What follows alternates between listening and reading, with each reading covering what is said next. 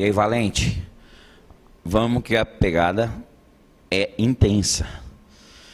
Eu vou fazer com vocês a sequência de Guerra Fria, então. Guerra Fria, parte 2. Tá? Para concluir aquele assunto da última aula nossa, onde eu parei lá na descolonização da Argélia, que era colônia francesa. Nessa aula de hoje, nós vamos pontuar aqui no quadro alguns conflitos ocorridos durante a Guerra Fria. Então, 3 aqui, existe uma cobrança mais intensa. Nós vamos relacioná-los aqui, não que só ocorreram esses 3. Mas são eles: Revolução Chinesa,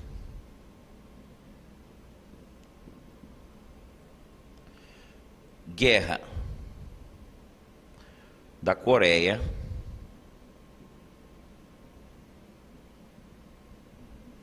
e a Guerra do Vietnã. Esses 3 constantemente são cobrados. Então, tesouros de Fábio Costa, preste atenção nessas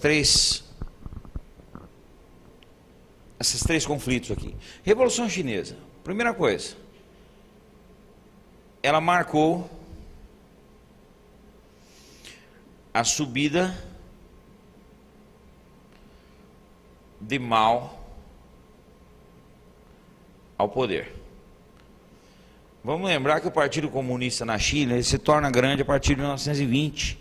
Começa a atrair muitos adeptos. E a briga do Partido Comunista era contra o Partido Nacionalista Chinês chamado Kuomintang, que tinha como chefe um cidadão de nome Chiang Kai-shek. O líder dos comunistas desde cedo, já Mao Tse-tung. Durante a Segunda Guerra Mundial, essa luta entre comunistas e nacionalistas na China entrou em modo stand-by, ficou em espera. Depois da Segunda Guerra Mundial, os liderados por Mao Tse-tung continuaram a grande marcha que eles tinham iniciado antes da guerra. E em 1949, eles tomaram o poder do Partido Nacionalista. O Mao Tse-tung assume o poder na China em 1949.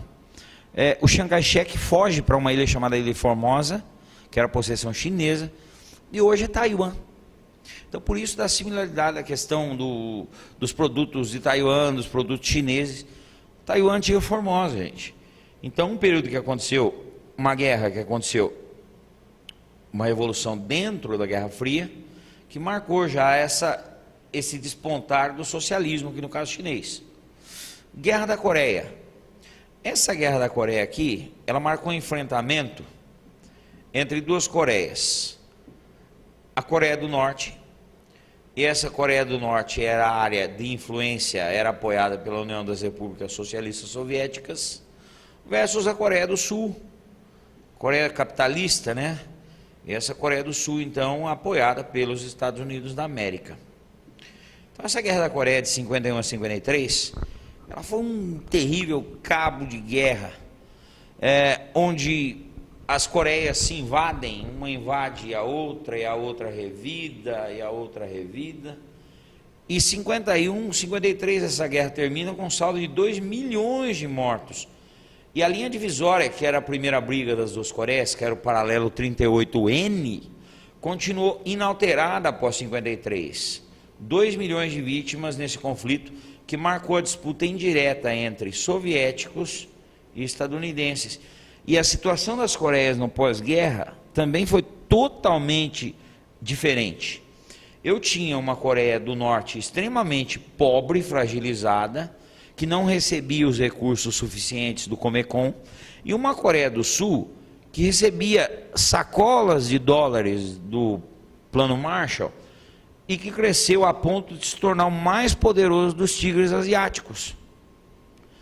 A situação delas hoje ainda é bastante diferente. Coreia do Sul, com uma economia mesmo com aquela evasão de investidores dos anos 90, hoje ainda é um país bastante forte, e a Coreia do Norte aí constantemente envolvida em questões relacionadas à energia nuclear e tudo mais, com constantes embargos econômicos.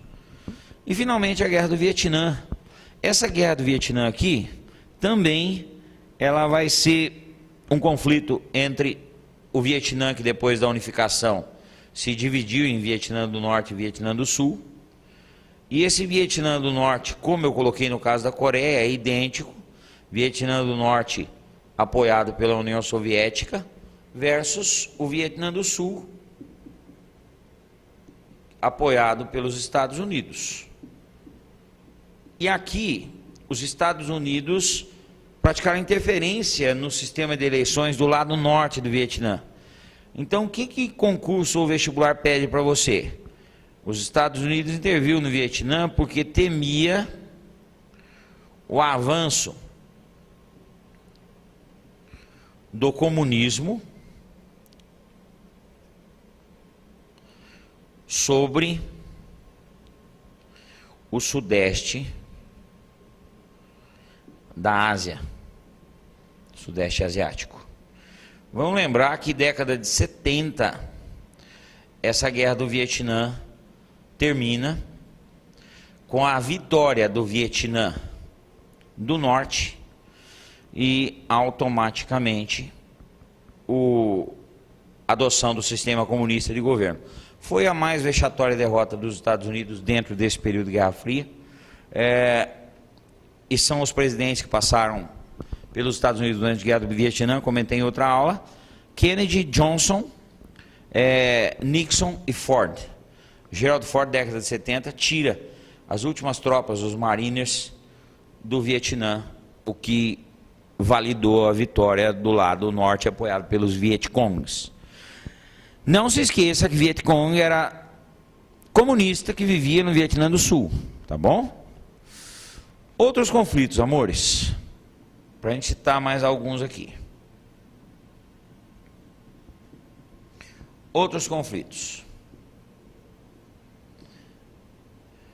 As guerras árabe-israelenses,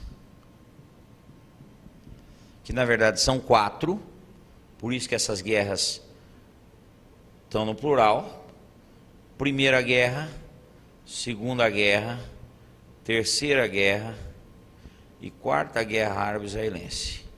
Primeira guerra árabe-israelense é chamada de guerra de independência, quando Israel é criado sob o território da Palestina e os países árabes não concordam, Israel tem que lutar para ter sua independência reconhecida com o apoio da ONU.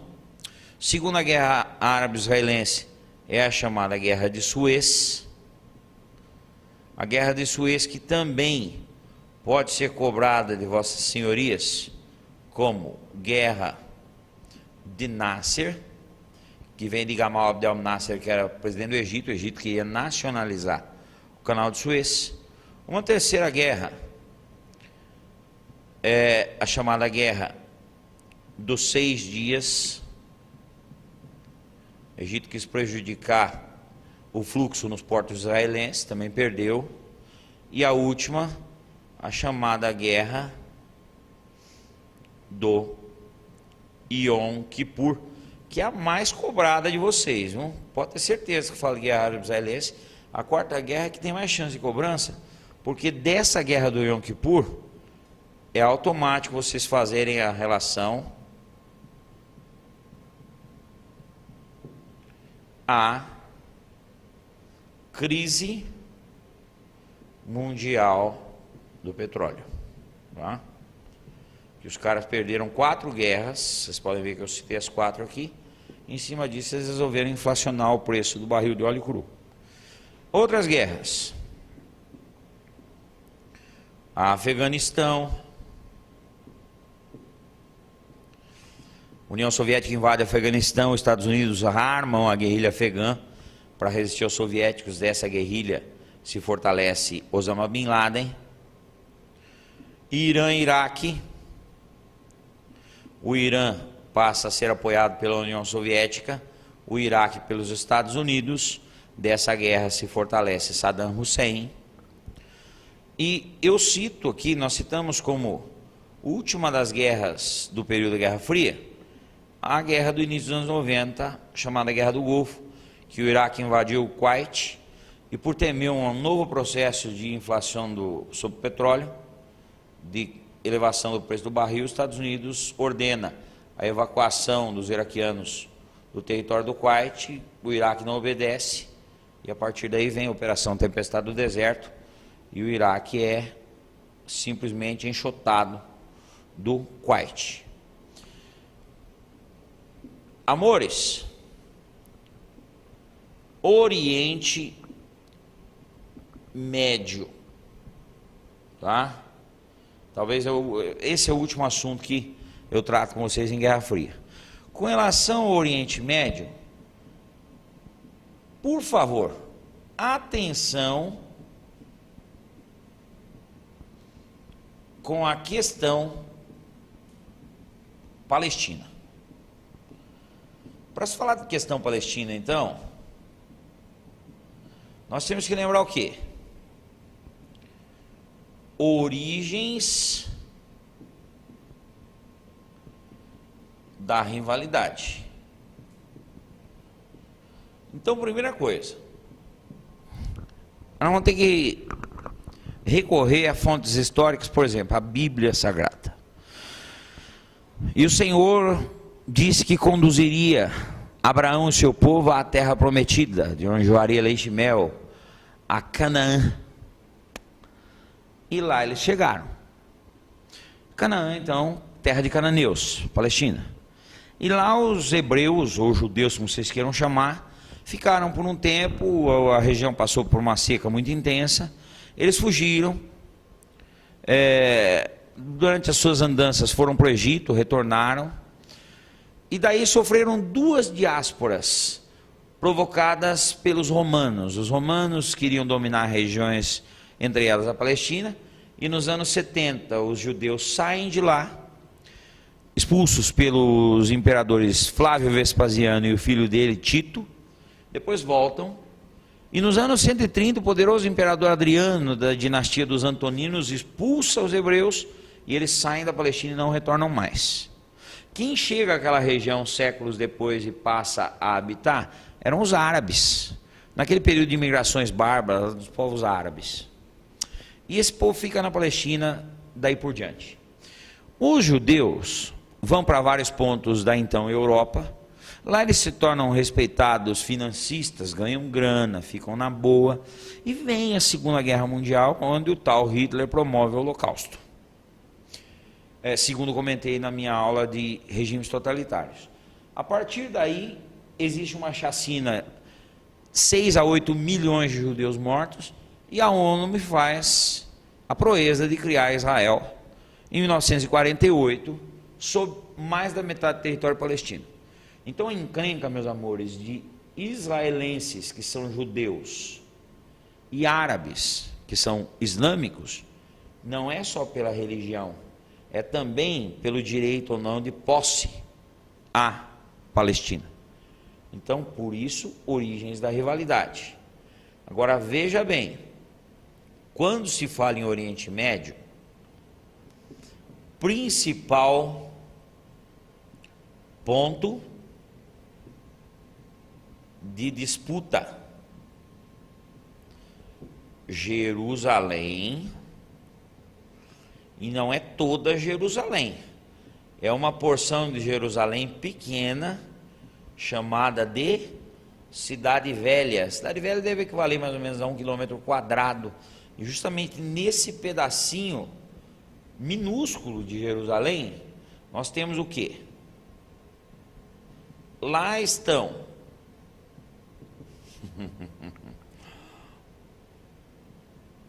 Igreja do Santo Sepulcro, que é uma construção religiosa importantíssima para os cristãos, está na porção Cidade Velha de Jerusalém. Também lá está uma construção, ou resto de uma construção extremamente representativa para os judeus, que é o chamado Muro das Lamentações, que é a última das 4 paredes, a única que continuou em pé do segundo templo de Salomão, chamado de Muro das Lamentações. E lá também, na cidade velha de Jerusalém, está uma construção importante para os islâmicos, a chamada Mesquita de Haram al-Sharif, que muitos referem à Mesquita de Omar. Então, por que existe esse embate constante? Porque a população é dividida. Para vocês terem uma ideia, eu vou colocar um dado aqui, que veicula em grande parte dos livros. Então esse aqui é um dado de tempo atrás, 2000. Na cidade velha de Jerusalém, existiam ou coexistiam 200.000 árabes, 200.000 israelenses. Paz está distante. Eu queria, como professor de história, escrever algo diferente para vocês, mas se algum concurso público ou vestibular cobrar, realmente está distante. Olha, o período de maior proximidade entre palestinos e israelenses ocorreu há bastante tempo atrás. Foi o ano de 1995, tá? Só que simplesmente nesse ano, o ministro de Israel, Isaac Rabin, acabou assassinado. E quem assassinou Isaac Rabin não foi um árabe, o islâmico, foi um judeu, foi um israelense, contrário à aproximação entre árabes e israelenses.